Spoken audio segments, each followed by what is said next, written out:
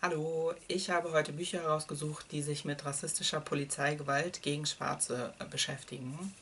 Ich bin offensichtlich nicht davon betroffen und ich habe auch nie Bücher gezielt gesucht, die sich mit diesem Thema beschäftigen. Trotzdem habe ich einige zusammengesammelt, also geguckt, welche Bücher ich in den letzten Jahren gelesen habe.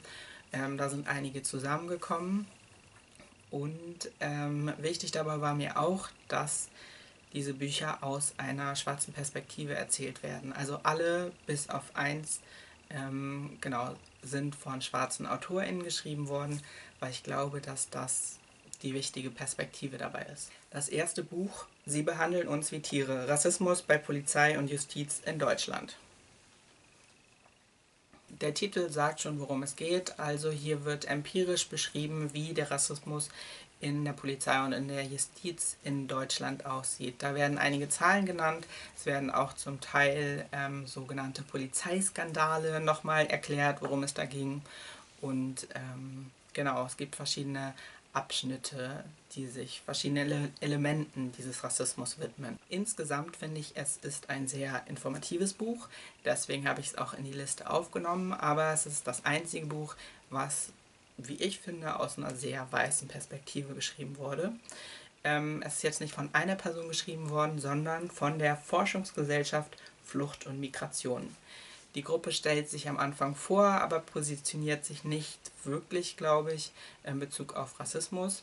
Das ganze Buch liest sich aber so, als ob es Weiße sind oder auf jeden Fall nicht schwarze Personen, die das geschrieben haben. Das Buch konzentriert sich halt nur auf die TäterInnenstrukturen, also auf Justiz und Polizei und was das für die Betroffenen bedeutet, ist überhaupt nicht vorhanden.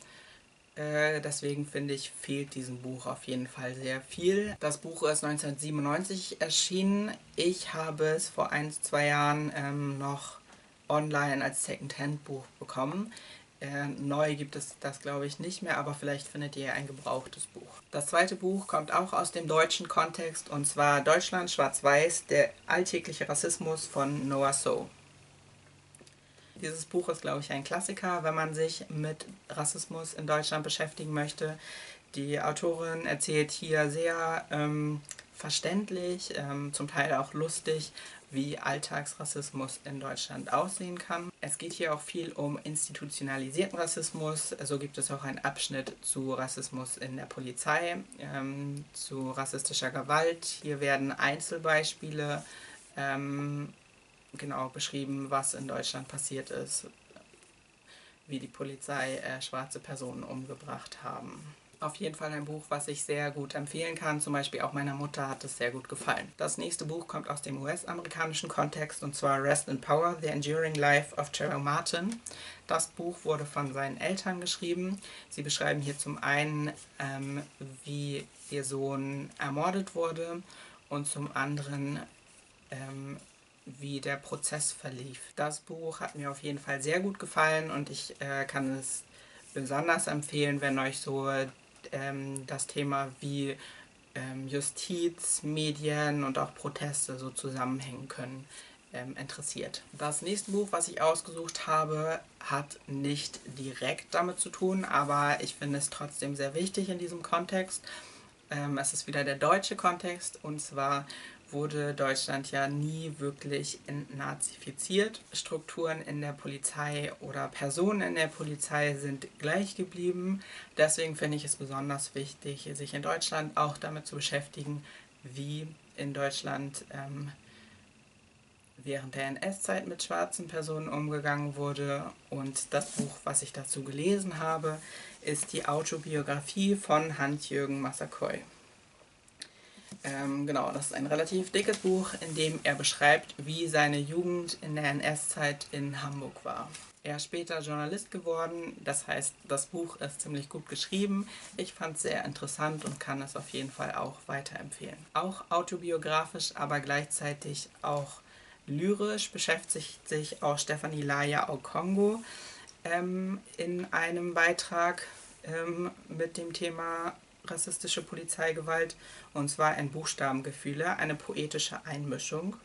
In dem Text, der in diesem Buch drin ist, geht es darum, wie ein Student aus Kamerun ihr erzählt, welche Gewalt er von deutscher Polizei erlebt hat. Und es geht auch in anderen Texten um Racial Profiling. Das heißt, hier beschäftigt sich Stephanie Laya Okongo lyrisch mit diesem Thema. Und insgesamt hat mir diese Sammlung sehr gut gefallen. Die nächsten beiden Bücher, die ich herausgesucht habe, sind fiktional und haben das Hauptthema rassistische Polizeigewalt. Zum einen Dear Martin von Nick Stone. Hier geht es um einen bürgerlichen, braven Jugendlichen, der rassistische Polizeigewalt erlebt. Und das andere Buch ist The Hate You Give von Angie Thomas. Hier wird die Hauptperson zeugen, wie Polizisten einen Freund von ihr erschießen. Sie haben das Thema gemeinsam, aber ich glaube, sie sind auch beide so ein bisschen so geschrieben, dass die weiße Personen so bei der Hand nehmen und ihnen sehr genau erklären, wie sich das anfühlen kann. Also so versuchen, einen empathischen Zugang zu diesem Thema zu finden. Beim Durchgehen der Bücher hatte ich bei vielen das Gefühl, dass sie dieses Thema irgendwie zum Teil mit behandeln, zum Teil einfach nur zwischen den Zeilen. Zum Teil hat es aber auch die Handlung beeinflusst. Ein Buch, was ich da als Beispiel herausgesucht habe, ist Jazz von Toni Morrison.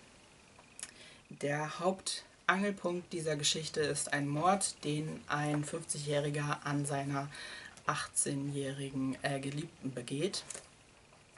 Und in dem Buch geht es jetzt darum, wie überhaupt deren Beziehung entstanden ist, wie es zu dem Mord kam und dann auch, wie die Umgebung, also die NachbarInnen, die Freunde, die Familie mit diesem Mord umgeht. Ein Teil davon ist, dass niemand die Polizei ruft, weil von der Polizei einfach keine Hilfe zu erwarten ist. Ich habe ein Zitat herausgesucht, wo die hier erzählende Person mit ihrem Vater sprechen möchte über Polizisten, die schwarze Personen umgebracht haben. Einmal habe ich gedacht, wenn ich die aufgehobene Zeitung lese, dann könnte ich mit ihm diskutieren.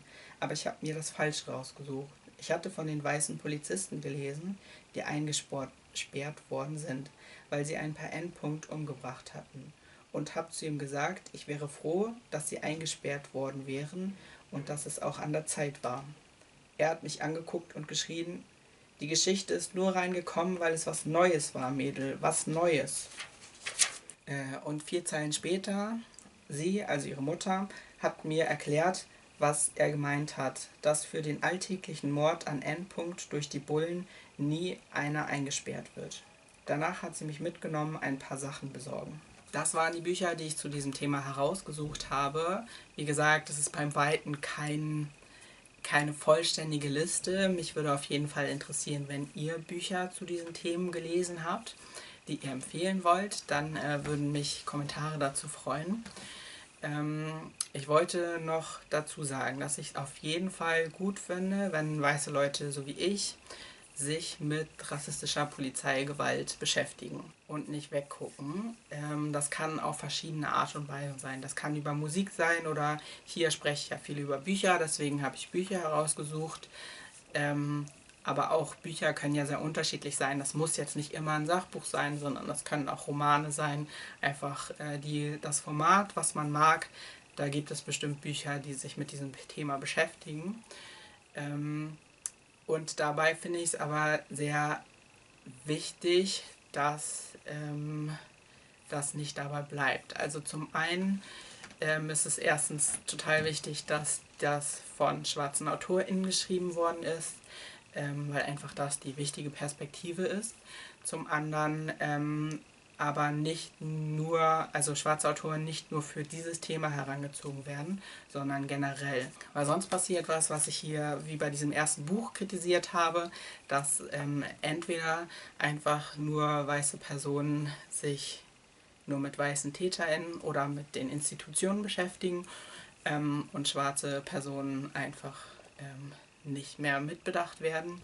Oder aber, dass schwarze Personen nur noch als Opfer gesehen werden und dadurch auf eine gewisse Art und Weise entmenschlicht werden, auf jeden Fall nicht mehr als komplexe Individuen wahrgenommen werden. In jedem Genre gibt es auch schwarze AutorInnen und die muss man zum Teil leider suchen, aber es gibt sie und genau, dass auch danach Ausschau gehalten wird. Das kann auch generell erweitert werden auf generell den Medienkonsum, also auch in der Musik, in Filmen, auf Twitter, also generell Social Media. Einfach mal gucken, wem verleiht ihr wie viel Gehör, wem hört ihr so generell zu, von wem konsumiert ihr die Medien hauptsächlich, aus welcher Perspektive. Und ich hoffe, dass das jetzt nicht so von oben herab klingt. Ist auf jeden Fall etwas, was ich versuche umzusetzen und was meinen Medienkonsum ziemlich bereichert hat. Wenn ihr noch Nachfragen oder generell Fragen habt, dann stellt sie mir gerne. Ansonsten war es das. Bis bald.